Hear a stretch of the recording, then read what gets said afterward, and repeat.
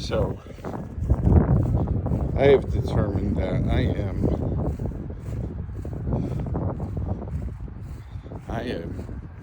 I'm gotta be one of the luckiest son of guns ever, because I had an amazing week,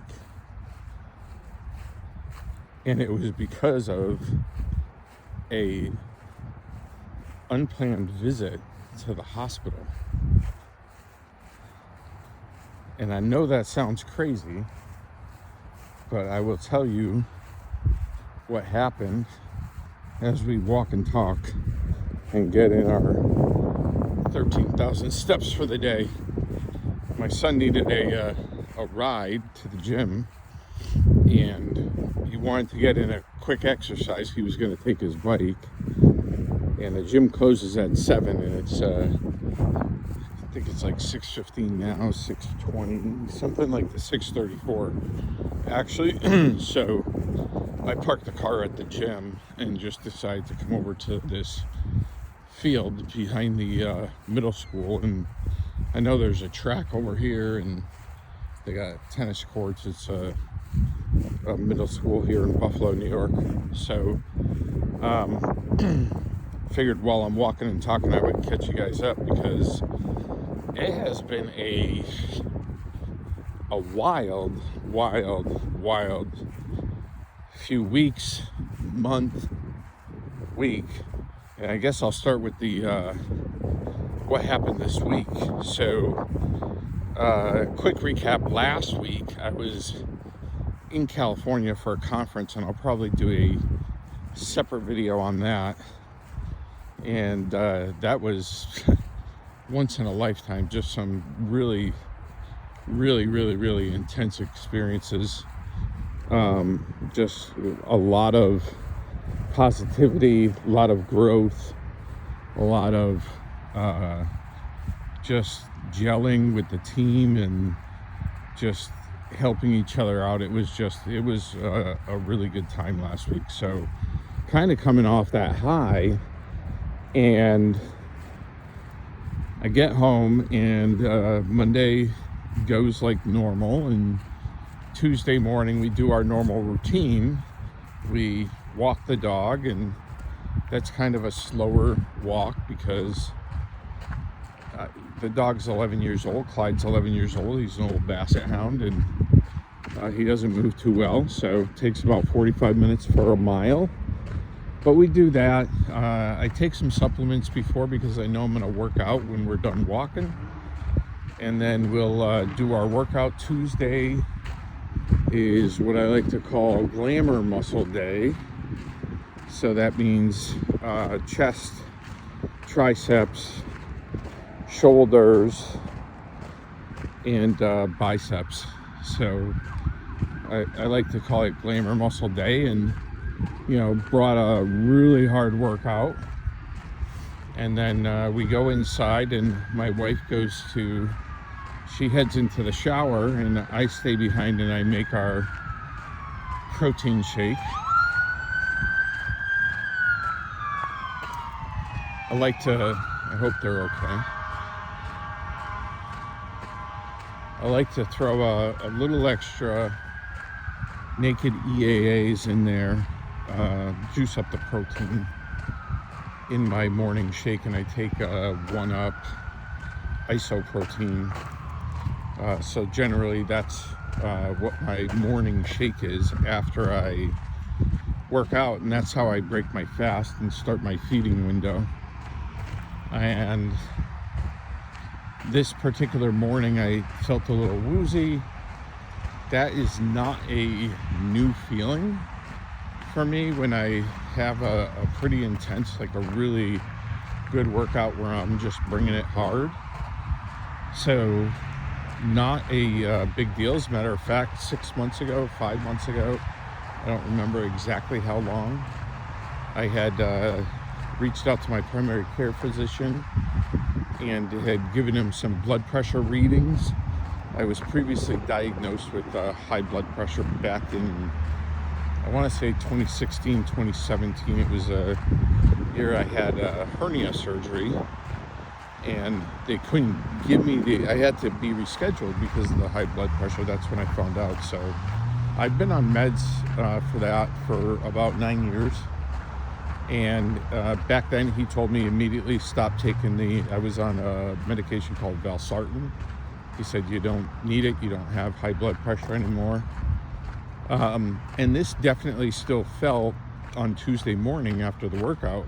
It felt a little bit like low blood pressure. So I just went to the floor for a couple minutes, not a big deal. And then I slowly sat up on my heels, just, my butt on my heels and sitting on the back of my calves. And then got up and thought I felt okay and grabbed my protein shake. And I remember putting it to my mouth, and next thing I knew, I woke up kind of looking at the clock, the microwave clock, and I could see that it was 7:48. And I remember thinking to myself, oh crap, I got 12 minutes to get in my office. And the back of my head hurt, and I started to get up. It was just a reflex response. I started to get up, and I remember my toes were just on fire, like they had been bent all the way backwards really badly. And then I realized I had protein shake all over me. So apparently I passed out unconscious and definitely hit my head on something on the way down.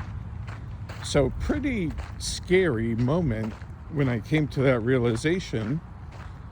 But at the same time, I remember thinking to myself, okay, just focus on breathing through your nose and take the double inhale and then big exhale out, which was something that we just learned last week when we saw Andrew Huberman and Peter Attia at Pantheon in Anaheim. So came in really handy right away, and it just remained calm. And I knew I shouldn't get up because I didn't know if I had a concussion. I didn't know much. I did call out. My wife was unfortunately still in the shower, and our kitchen isn't right next to that shower. So and I don't speak very loud, or at least I didn't when I was there, because I felt weak for sure. So she gets out of the shower, and to her horror, obviously I'm laying on the ground, and by this time I'm also shaking, kind of like a shivering, more of a shivering than a shaking. So I'm shivering and feeling cold, but we're talking, and I'm telling her that I'm okay, and she's doing a stroke check, which was very smart. Like right away, she just kind of jumped on it. She didn't panic, just jumped right on it and did a basic, function test, which I was able to do, and then called 911. Paramedic that came, super nice guy. Can't say enough nice things about this guy. He came in, he definitely said it was low blood pressure, and also took my blood sugar. At that time was 110, which is pretty normal for that time of morning, so no big surprises there. And my heart rate was very, very low, noted very low. I believe they said in the 40s. So low heart rate, low blood pressure. They bring me to the emergency room. When I get to the emergency room, they take my sugar. My sugar's in the 40s now. So now I've got low blood sugar, low blood pressure, low heart rate. They can't figure out why the low blood sugar makes no sense for the situation. If it wasn't for that, it would have just been pretty obvious it was low blood pressure, and then they could just isolate, what that was. My initial instinct was maybe it was a supplement, because I had recently, in the last 3 to 4 weeks, added a number of supplements to my protocols in an effort to reduce my ApoB, which is I'm a high risk factor for a cardiac event if I don't get those numbers under control and get those down. They have been going down, but we just have to get them down lower, especially because I'm not taking a statin. So that's why I'm going so hard on this, trying to get consistency with this reset so that I can reset my metabolic system. Sorry, can't talk. So I can reset my metabolic system and let it do what it's designed to do, and that's, help keep me healthy and take care of me and protect me. So because of this, he asks me if I'll stay, and they'll take more tests. So at this point, I'm taking CAT scans left and right of my head, of my heart. Nothing there. Turns out I'm really hard-headed, and and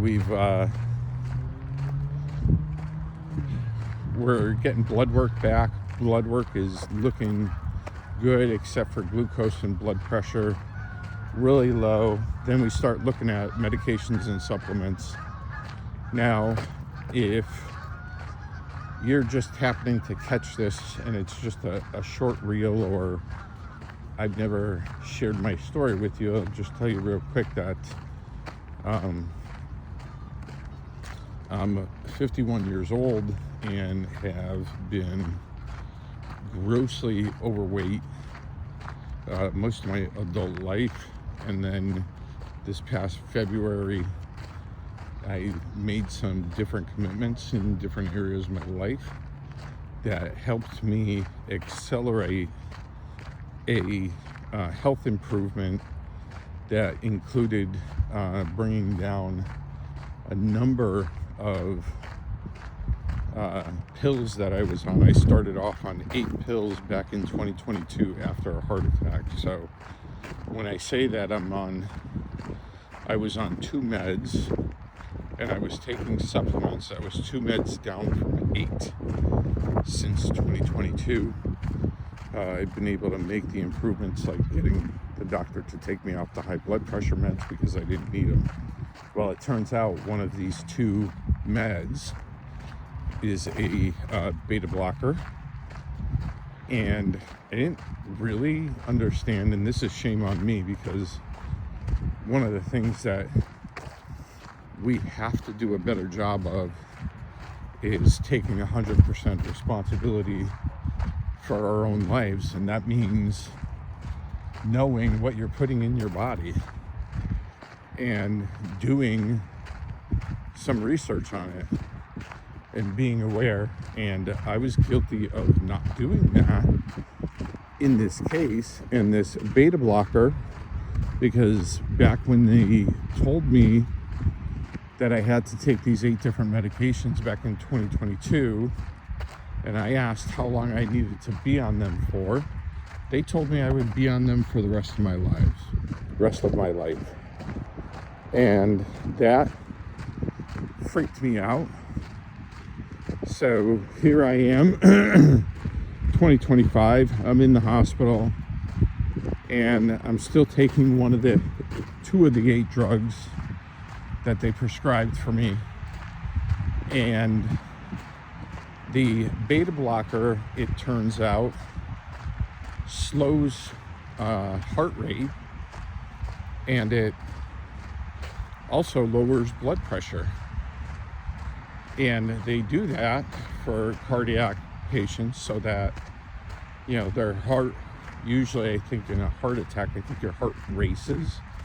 So it's to help it not get into that racing condition, I guess. I don't know. But what I do know is they told me I'm too healthy to be taking that drug. So how's that? That's why I think I'm like the luckiest man alive, because I go to the hospital. Normally those hospital trips end up in taking more medications. Mine ended up in taking less medications, which is unbelievable. It's just another fantastic week. It sucks that I lost 2 days. I was in the hospital with no glasses, couldn't even, trying to at least get a little bit caught up on emails. Unbelievably hard. But then I get this great news, and then to even sweeten the pot a little bit more, I asked them about my A1C score, and I'm a former diabetic, had type 2 diabetes, no longer have that, although I guess that's not official until my doctor says it's official, which I will see him on Tuesday, so maybe that'll be the day. And I started out as an 11.3 or 11.2.